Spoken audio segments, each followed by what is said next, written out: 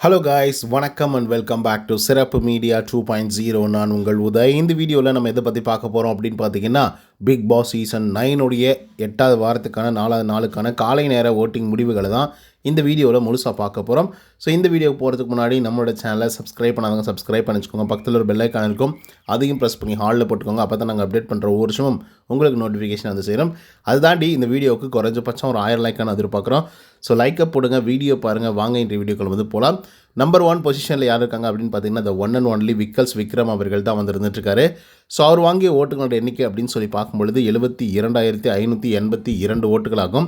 And percentage of ஓட்டிங்ஸ் அப்படின்னு சொல்லி பார்க்கும்பொழுது 16.71% வந்து இருந்துட்டுருக்காரு விக்கல்ஸ் விக்ரம் அவர்கள். ஆக்சுவலாக இவருடைய கேம் பிளே சூப்பராக வந்து இருக்குது. ஸோ அதனால தான் மக்கள் வந்து நல்ல ஆதரவுகளை வந்து கொடுத்துருக்காங்க அப்படின்னு வந்து சொல்லலாம். அண்ட் 72,000 வாக்குகள் அப்படிங்கிறது பெரிய விஷயமெல்லாம் ஒன்றும் கிடையாது. பட் இந்த சீசனை பெருசாக மக்களே பார்க்காத காரணத்தினால குறைஞ்ச மக்கள் வந்து பார்க்குறதின் காரணமாகவும் அந்த குறைஞ்ச மக்கள் வந்து விக்ரமுக்கு வந்து ஓட்டு செலுத்துறதுனால நம்பர் 1 பொசிஷனில் இருந்துகிட்ருக்காரு. 2வது பொசிஷனில் திவ்யா கணேஷ் அவர்கள் வந்து இருக்காங்க. ஸோ அவங்க வாங்கிய ஓட்டுகளோட எண்ணிக்கை அப்படின்னு சொல்லி பார்க்கும்பொழுது 53,951 ஓட்டுகளாகும். அண்ட் பர்சன்டேஜ் ஆஃப் ஓட்டிங்ஸ் அப்படின்னு சொல்லி பார்க்கும்பொழுது 12.42% வந்து இருந்துட்டுருக்காங்க திவ்யா கணேஷ் அவர்கள். ஆக்சுவலாக இவங்களுக்கு நிறைய இன்புட் வந்து தேவை. ஸோ கண்டிப்பாக அந்த இன்புட்டெல்லாம் வந்து இனிவரும் காலங்களில் காமிச்சா மட்டும்தான் இவங்களால் சர்வைவ் ஆக முடியும். இல்லை அப்படின்னா ரொம்ப கஷ்டம், அதாவது வின் பண்ணுறது. 3வது பொசிஷனில் யார் இருக்காங்க அப்படின்னு பார்த்தீங்கன்னா, அதிரடியாக பார்வதி அவர்கள் வந்து வந்திருக்காங்க. ஸோ அவங்க வாங்கிய ஓட்டுகளோட எண்ணிக்கை அப்படின்னு சொல்லி பார்க்கும்பொழுது 53,329 ஓட்டுகளாகும். அண்ட் பர்சன்டேஜ் ஆஃப் ஓட்டிங்ஸ் அப்படின்னு சொல்லி பார்க்கும்பொழுது 12.28% வந்து இருந்துகிட்ருக்காங்க விஜே பார்வதி அவர்கள். ஸோ விஜே பார்வதி வந்து பார்த்திங்க அப்படின்னா ஒரு நல்ல ட்ராக்கில் வந்து போயிட்டுருக்காங்க.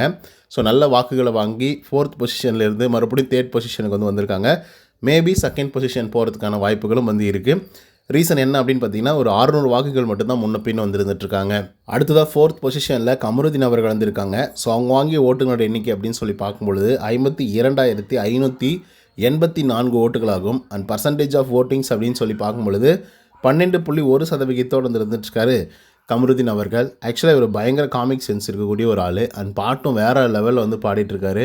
எப்படி இருந்தாலும் மக்கள் வந்து ஒரு பக்கம் எப்படி பார்க்குறாங்க அப்படின்னா, என்னடா 2 பேரோட விளையாடுற அப்படிங்கிற மாதிரி வந்து யோசிக்க ஆரம்பிச்சிட்டாங்க. ஸோ அதனாலேயே கமருதீனுக்கு வந்து முக்கால்வாசி பேர் வந்து ஆதரவும், ஒரு கால்வாசி பேர் பெருசாக ஆதரவும் தர மாட்டேங்கிறாங்க. ஸோ அதனால தான் 4th பொசிஷன் வந்து இருக்காங்க.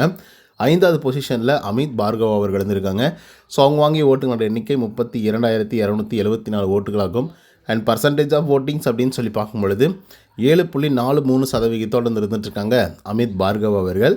ஆக்சுவலாக இவர் சூப்பராக வந்து கேம் ப்ளே பண்ணிகிட்ருக்காரு அப்படின்னு வந்து சொல்லலாம். கண்டிப்பாக நீங்கள் அதை உற்று நோக்கி பார்த்தீங்க அப்படின்னா அமித் அவர்கள் எவ்வளோ பர்ஃபெக்ஷனாக இந்த கேமை ப்ளே பண்ணுறாரு அப்படிங்கிறது உங்களால் புரிஞ்சிக்க முடியும். ஸோ முடிஞ்ச அளவுக்கு அவருக்கு பார்க்க ட்ரை பண்ணுங்கள். ஸோ அதுக்கடுத்து யார் இருக்காங்க அப்படின்னு பார்த்தீங்கன்னா, 6வது பொசிஷனில் அரோரா சிங்க்லர் அவர்கள் வந்து இருக்காங்க. ஸோ அவங்க வாங்கிய ஓட்டுகளோட எண்ணிக்கை அப்படின்னு சொல்லி பார்க்கும்பொழுது 29,675 ஓட்டுகளாகும். அண்ட் பர்சன்டேஜ் ஆஃப் ஓட்டிங்ஸ் அப்படின்னு சொல்லி பார்க்கும்பொழுது 6.83% வந்து இருந்துகிட்ருக்காங்க அரோரா சிங்க்லர் அவர்கள். ஸோ அரோரா சிங்க்லரை பொறுத்தவரையிலையும் லாஸ்ட் வீக்லேருந்து இந்த வீக் வரைக்கும் நல்ல ஒரு ஆட்டத்தை வந்து வெளிப்படுத்திட்டு இருக்காங்க. ஸோ மக்களும் அதை பார்த்து ரசிக்க ஆரம்பிச்சிருக்காங்க. ஸோ அதனால் ஓரளவுக்கு நல்ல வாக்குகளை வாங்கி நல்ல பொசிஷன்லேயும் வந்து இருந்துகிட்ருக்காங்க.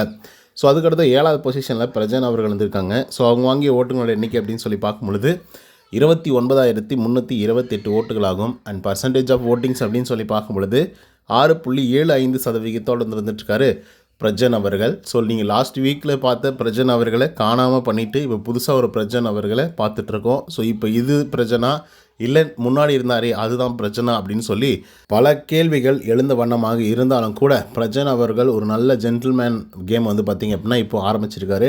ஸோ அப்படியே போச்சு அப்படின்னா மக்களுக்கு இவரை பிடிக்கிறதுக்கான வாய்ப்புகள் வந்து இருக்குது.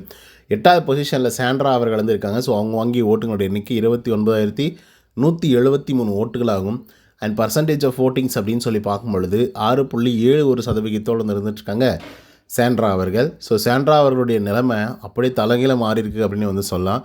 ஏன்னா ஆரம்ப காலகட்டத்தில் ஃபஸ்ட்டு பொசிஷனில் இருந்த சாண்ட்ரா அவர்கள் இப்போ எத்தனாவது பொசிஷனில் இருக்காங்க அப்படிங்கிறது உங்களுக்கே தெரிஞ்சிருக்கும். ஸோ இதுக்கெல்லாம் காரணம் என்ன அப்படின்னு பார்த்தீங்கன்னா, தலைக்காணத்தில் வந்து ஆடக்கூடாது, நம்ம தான் எல்லாம் அப்படின்னு நினைக்கக்கூடாது அப்படின்றதுக்கு ஒரு சிறந்த எடுத்துக்காட்டு சாண்ட்ரா. 9வது பொசிஷனில் கனி அவர்கள் வந்து இருக்காங்க. ஸோ அவங்க வாங்கிய ஓட்டுகளோட எண்ணிக்கை 28,094 ஓட்டுகளாகும். அண்ட் பர்சன்டேஜ் ஆஃப் ஓட்டிங்ஸ் அப்படின்னு சொல்லி பார்க்கும்பொழுது 6.47% வந்து இருந்துகிட்ருக்காங்க கனி அவர்கள். ஸோ கனியை பொறுத்தவரையிலையும் நம்ம என்ன சொல்கிறது, நல்ல பிளேயர் தான். ஆனால் என்ன ஒன்று, மக்கள் வந்து பெருசாக ஆதரவுகள் வந்து கனி அவர்களுக்கு வந்து தரமாட்டேங்கிறாங்க. ரீசன் என்ன அப்படின்னு பார்த்தீங்கன்னா, அவங்க ஆல்ரெடி ஆரம்பத்திலே சால்ட்டு கனி அப்படின்னு சொல்லி பேர் வாங்கிட்டாங்க. ஸோ அதனால் அந்த இடத்துலேருந்து மக்கள் வந்து கனி அவர்களை வேறு மாதிரி பார்க்க மாட்டேங்கிறாங்களோ அப்படிங்கிற மாதிரி வந்து இருக்குது. அடுத்ததாக 10வது பொசிஷனில் வியானா அவர்கள் இருந்திருக்காங்க. ஸோ அவங்க வாங்கிய ஓட்டுகளோட எண்ணிக்கை அப்படின்னு சொல்லி பார்க்கும்பொழுது 26,744 ஓட்டுகளாகும். அண்ட் பர்சன்டேஜ் ஆஃப் ஓட்டிங்ஸ் அப்படின்னு சொல்லி பார்க்கும்பொழுது 6.16% வந்து இருந்துகிட்ருக்காங்க வியானா அவர்கள். ஸோ வியானாவை பற்றி சொல்கிறதுக்கு ஒன்றுமே இல்லை. ஸோ அவங்கள நான் சிம்பிளி அவாய்ட் பண்ணுறது தான் பெஸ்ட் அப்படின்னு நான் நினைக்கிறேன். ஏன்னா பெஸ்ட் இருக்கிறத பார்த்துருக்கேன். ஆனால் ஒஸ்ட்டு வந்து பார்த்திங்க அப்படின்னா வியானா அவர்கள் தான். ஏன்னா டீச்சர்ஸ் தலைமையிலலாம் வந்து அந்த சிக்கனுடைய போன்ஸ் எல்லாம் வந்து போட்டிருக்காங்களாம். அப்படிப்பட்ட ஒரு கேவலமான புத்தி உள்ள ஒரு ஆள் தான் அவங்க. 11வது பொசிஷனில் ரம்யா 26,715 ஓட்டுகள் வந்து வாங்கியிருக்காங்க. அண்ட் அவங்க வாங்கிய பர்சன்டேஜ் ஆஃப் ஓட்டிங்ஸ் அப்படின்னு சொல்லி பார்க்கும்பொழுது 6.14% வந்து இருந்துட்டுருக்காங்க நம்மளுடைய ரம்யா ஜோ அவர்கள். ஸோ இப்போ வியானாவை பற்றி நான் வந்து சொன்னது உங்களுக்கு கண்டிப்பாக கோவம் வந்திருக்கும் அப்படின்னு நான் நினைக்கிறேன். ஏன்னா நீங்கள் ஒரு வியானா ஃபேன்ஸாக இருந்தீங்க அப்படின்னா, அதாவது ஸ்கூல் டாஸ்க் வந்து நடந்துகிட்ருக்கு. ஸ்கூலில் எவ்வளோ திருட்டுத்தனம் பண்ண முடியுமோ அவ்வளோ திருட்டுத்தனம் வந்து பண்ணிகிட்ருக்காங்க. ஆக்சுவலாக இந்த டாஸ்கோடைய ஸ்பாய்லரே வந்து பார்த்திங்க அப்படின்னா வியானா அவர்கள் தான். ஸோ கண்டிப்பாக இந்த வாரத்தில் வியானா அவர்களுக்கு சரியான ரோஸ்ட் இருக்குது அப்படிங்கிறதுல மாற்றுக்கிறதே கிடையாது. இதை ஏன் அப்படி சொல்கிறோம் அப்படின்னு பார்த்தீங்கன்னா, ஃபஸ்ட்டு இந்த டாஸ்கில் வந்து திருடுறதுக்கு கற்றுக் கொடுத்ததே வந்து வியானா அவர்கள் தான். நைட்டை எத்தனை பொருட்களை திருடி வைக்க முடியுமோ அத்தனை பொருட்களை வந்து திருடி வச்சுருந்தாங்க. எக்ஸாம்பிளுக்கு சொல்லணும் அப்படின்னு பார்த்தீங்கன்னா, அமித்தோடைய ஷூஸ் எல்லாம் எடுத்து திருடி வச்சுருந்தாங்க. ஸோ அமித் அவர்கள் வேறு ஷூவை வந்து மாட்டிக்கிட்டு போய் கிளாஸ் வந்து எடுத்தாப்புல. ஸோ அவ்வளோ சின்சியராக இருக்கக்கூடிய ஒரு ஆள்கிட்ட அவ்வளோ தூரம் வந்து விளையாடிட்டு இருந்தாங்க. இவ்வளோக்கும் வந்து அமித் அவர்கள் ஒவ்வொரு தடவையும் சொல்லிக்கிட்டே இருந்தார், உங்கள் கூட நான் டாஸ்க் விளையாடுறேன், பாட்டு பாடுறேன், டான்ஸ் ஆடுறேன், நீங்கள் என்ன சொல்கிறீங்களோ, நீங்கள் என்ன விளையாட்டு விளையாட சொல்கிறீங்களோ அப்படி நான் ஒரு விளையாட்டை விளையாடுறேன், ஆனால் என்னுடைய திங்ஸை வந்து கொடுத்துருங்க, ஷூவை வந்து கொடுத்துருங்க அப்படின்னு சொல்லி கேட்டு கூட வந்து பார்த்திங்க அப்படின்னா அவங்க கொடுக்காம கடைசி அந்த மனுஷனை வெறுப்பேற்றி கோவப்படுத்தி உடம்பு வலி வர வச்சு என்ன ஒரு எவில் ஃபேஸ் வந்து பார்த்திங்க அப்படின்னா வியானா கிட்ட இருக்குது அப்படிங்கிறத கிளியராக காமிச்சு கொடுத்துட்டாங்க அவங்களே. அண்ட் இன்னொரு முக்கியமான விஷயம், அவங்க வந்து அமித் கிட்ட பேசும்போது, சார் நீங்கள் பர்சனலாக இது வந்து எடுத்துக்காதீங்க, நான் வந்து சும்மா ஃபன்காக தான் வந்து பண்ணிகிட்டு இருந்தேன், ஸோ அதை கொஞ்சம் ப்ரொலாங் பண்ணணும் அப்படின்னு சொல்லி நினச்சேன், ஸோ அதனால் தப்பாக எடுத்துக்காதீங்க அப்படின்னு வந்து சொன்னாங்க. ஓகே, ஆனால் ஒரு ஸ்கூலில் இப்படியாம்மா பண்ணுவாங்க, என்னம்மா எவ்வளோ நேரமா அப்படின்னு சொல்லி அமித் அவர்கள் கேட்கும்போது அதுக்கு அந்த பொண்ணு சொல்லுது, சார் நான் வந்து ரியலாகவே அப்படி தான் சார் பண்ணியிருக்கேன், உண்மையாலுமே நான் வந்து என்னுடைய ஸ்கூலில் வந்து டீச்சர்ஸ் மேலே தலைக்கு மேலே வந்து சிக்கனுடைய போன்ஸ் எல்லாம் வந்து போட்டிருக்கேன் அப்படின்னு வந்து சொல்கிறாங்க.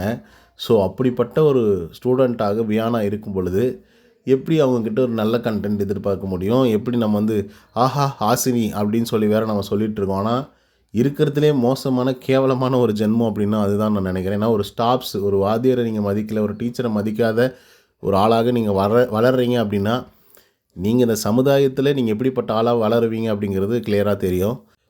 ஏன் அவ்வளோ கோவப்படுற அப்படின்னு சொல்லி கேட்டிங்கன்னா, நானும் லெக்சரராக இருந்திருக்குங்க 4 வருஷம். ஆனால் இப்படிப்பட்ட ஒரு ஸ்டூடெண்ட்டை பார்த்தா கண்டிப்பாக நானே கோல் எடுத்து பலார்னு வந்து இழுத்துருப்பேன்.